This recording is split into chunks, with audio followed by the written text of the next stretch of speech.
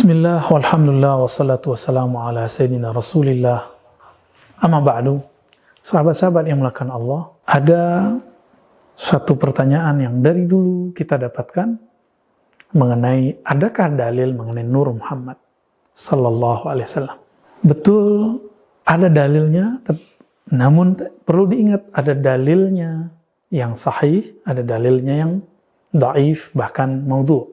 Namun perlu diingat lagi, istilah sahih, hasan, dhaif, ini istilah yang dimunculkan oleh ahli hadis berdasarkan penelitian mereka. Maka ketika ada imam mengatakan sahih, belum tentu menurut imam yang lain itu sahih. Misalnya ada dua hadis di Sahih Bukhari, itu didhaifkan oleh Syekh Albani. Kenapa orang-orang tidak memarahi Syekh Albani? Kenapa Syekh Albani boleh berbeda dengan Imam Bukhari? Lalu Syekh yang lain tidak boleh berbeda? Dan Imam Bukhari pernah ditanya, apakah semua hadis sahih engkau telah kumpulkan? Beliau mengatakan, mastau'abtu. Aku tidaklah mengumpulkan semua hadis sahih, tapi aku masih menyisakannya. Begitu juga Muslim, begitu juga Imam Tirmizi, dan imam-imam yang lain. Maka setelah beliau ada imam namanya Ibnu Khuzaimah, menulis kitab Sahih Ibnu Khuzaimah. Ada Imam Al-Hakim, guru dari Imam Al-Baihaqi, imam yang sangat masyhur dalam ilmu hadis. Imam Al-Hakim menulis satu kitab mencari hadis-hadis yang menurut standar beliau sekualitas atau di bawah sedikit dari kualitas Sahih Bukhari dan Muslim, tapi Imam Bukhari Muslim tidak pernah meriwayatkannya. Nah, jika pertanyaan kita, antum semua, adakah dalil mengenai Nur Muhammad?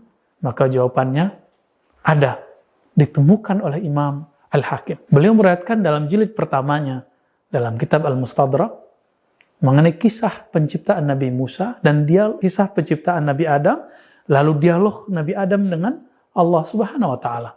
Allah bertanya kepada Nabi Adam, "Ya Adam, dari mana engkau tahu nama Muhammad?" Karena ternyata maharnya Nabi Adam untuk menikahi Sayyidatuna Hawa adalah bersalawat kepada Nabi Muhammad, padahal secara jasad Nabi Muhammad belum ada. Lalu beliau kemudian menjawab, "Ya Rabb, tatkala engkau menciptakan aku, rafa'tu ra'si, aku mengangkat kepalaku. Lalu aku melihat di arasmu ada tulisan, La ilaha illallah Muhammadur Rasulullah. Maka aku tahu setelah namamu pasti orang yang paling mulia, makhluk paling mulia. Itu sebabnya aku bersalawat menyebut namanya." Lalu Allah berfirman, Laula Muhammad ya Adam, ma khalaqtuka.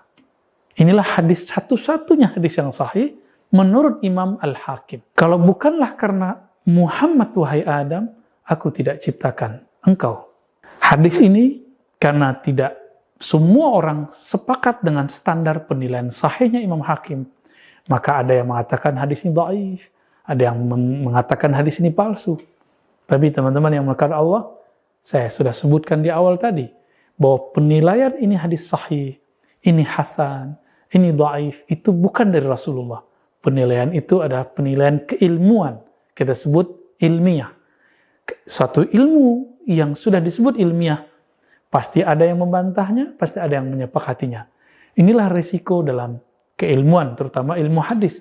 Ilmu yang sangat setia dengan standar-standar keilmiahan yang muncul di awal-awal Islam. Imam Zahabi misalnya, ketika Imam Al-Hakim mengatakan sahihul isnad, hadis ini sanadnya benar, sanadnya sahih, beliau tidak sepakat. Bahkan guru Imam Zahabi namanya Syekh Ibnu Taimiyah mengatakan maudhu', hadisnya maudhu'. Tapi itu penilaian mereka. Bukankah Imam Al-Hakim lebih alim dalam hadis daripada mereka? Maka tinggal kita memilih. Apakah kita ikut penilaian Imam Hakim yang mengatakan hadisnya sahihul isnad, atau kita mengatakan seperti Ibnu Taimiyah, Zahabi, bahwa hadisnya palsu. Hemat saya memilih hadis Imam Al-Hakim. Karena Imam Al-Hakim adalah pewaris ulama salaf di masanya. Beliaulah menjadi simbol ahlul hadis yang mengumpulkan hadis-hadis yang tercecer, yang tersisa dari Sahih Bukhari, Muslim, Sunan Abu Daud, Sunan Tirmizi, Al-Baihaqi, dan yang Nasai dan yang lain. Ya. Adapun kemudian, jika ada yang mengatakan, oh bukan itu hadisnya. Hadis tentang Nur Muhammad adalah laula kaya Muhammad ma khalaqtul aflaq. Kalau bukan karena engkau, hai Muhammad, aku tidak ciptakan alam semesta. Kita kasih tahu, teman-teman, itu hadis maudhu, hadisnya palsu. Meskipun maknanya sahih, sesuai dengan hadis Imam Al-Hakim tadi. Disinilah muncul Imam Al-Ghazali. Beliau menulis dalam kitab Bughyahnya. Apa kata beliau? Ada hadis lain yang merupakan dalil dari penciptaan pertama itu Nur Muhammad. Tapi Allah menyebut dengan istilah yang lain, Rasulullah menyebut dengan istilah yang lain. Awwalu ma khalaqallah al-qalam. Hadis Imam Tirmizi dan hadisnya sahih. Yang pertama Allah ciptakan adalah al-qalam. Al-qalam itu secara harfiah adalah pena yang menulis takdir. Tapi al-qalam itu dalam ilmu asma'un nabi adalah salah satu nama dari Rasulullah sallallahu alaihi wasallam. Maka al-qalam itu hakikatnya adalah Nur Muhammad sallallahu alaihi wasallam.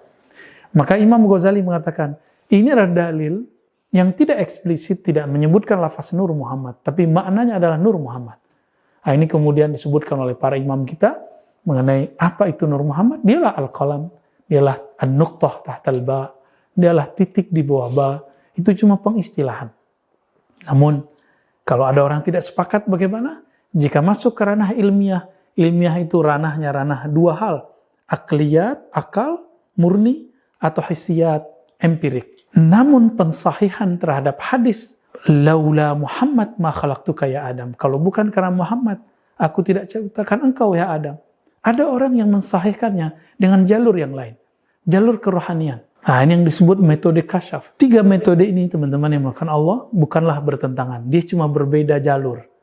Hissi, kalau terlihat, tampak, terdengar, sahih. Akli, jika dia termakan oleh akal, logis, rasional, maka disebut sahih. Tapi Imam Ghazali mengingatkan dalam Qanun Ta'wilnya, Risalah Laduniyahnya, semua itu harus diverifikasi ulang oleh zauq qalbiyah, zauq ruhiyah. Secara ruhani, belum tentu hadis yang sahih secara keilmian itu diterima oleh zauq qalbu. Begitu juga sebaliknya. Banyak hal yang diterima oleh qalbu, terkadang akal pun sulit menerimanya. Apakah kita membenturkannya? Tidak. Ini 2 hal atau 3 hal yang dia bergerak di ranahnya masing-masing, kita tidak perlu mempertentangannya. Jika boleh kita katakan sebagai kesimpulan, adakah dalil Nur Muhammad? Dalilnya ada, tapi diperdebatkan. Kalau mengikuti versi ahli hadis yang mengambil jalur hissiyah, ilmu empirik, atau ahli-ahli kalam, versi ilmu akliyat, maka mereka akan cenderung mengatakannya mungkin dhaif. Tapi jika ilmu akliyat ini ditambah lagi dengan teori-teori akal, mereka akan menerimanya. Dan yang terakhir dengan ilmu qalbu, metode kasyaf, mereka pun mensahihkannya. Ya. Saya tidak akan mensahihkan dengan kasyaf, tapi saya mengikuti Imam Al-Hakim dalam kitab Al-Mustadrak. Meskipun imam yang lain tidak ikut, tidak masalah. Keilmiahan itu, penilaian itu adalah pilihan dari seorang imam atau seorang pengikut. Dengan ini kita mengatakan bahwa hadis mengenai laula Muhammad ma khalaqtuka, kalau bukan karena Muhammad atau Nur Muhammad, aku tidak ciptakan engkau hai Adam, hadisnya sahih secara sanad. Wassallallahu ala nabi Muhammad. Assalamualaikum warahmatullahi wabarakatuh.